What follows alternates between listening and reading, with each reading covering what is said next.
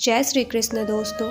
जब श्री कृष्ण कंस वध के लिए राधा को छोड़कर वृंदावन से चले गए, तब राधा की जिंदगी ने एक अलग ही मोड़ ले लिया। राधा का विवाह हो गया, लेकिन वह श्री कृष्ण के विरह में जीती और मरती रही।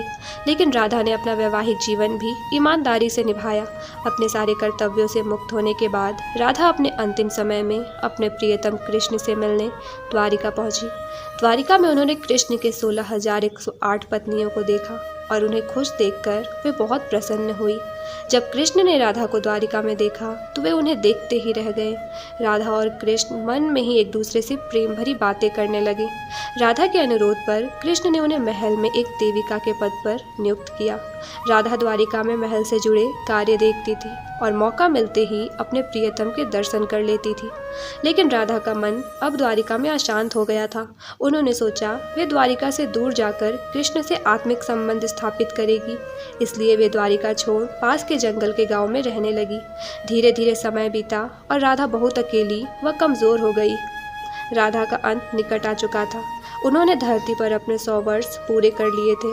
उन्हें अपने अंतिम क्षणों में कृष्ण की बहुत याद सताने लगी। आखिरी समय में कृष्ण राधा के सामने भी आ गए और उन्हें अपनी बाहों में थाम लिया और धरती पर बैठ गए। कृष्ण ने राधा की अंतिम इच्छा पूछी और उन्हें कुछ मांगने को कहा।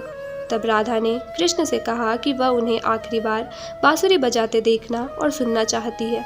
श्री कृष्ण ने अपनी बांसुरी निकाली और राधा के मुख से स्पर्श कराने के बाद बेहद सुरीली प्रेम रस से भरी हुई मधुर धुन बजाने लगे।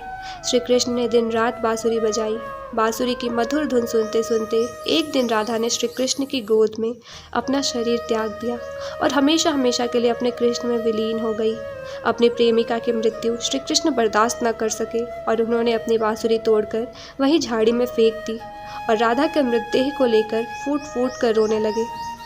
दोस्तों, उस दिन के बाद से श्री कृष्ण ने जीवन में कभी बांसुरी नहीं बजाई। राधा 100 वर्षों के विरह के बाद अपने कृष्ण में विलीन हो गई और उनका प्रेम हमेशा हमेशा के लिए अमर हो गया। राधे राधे।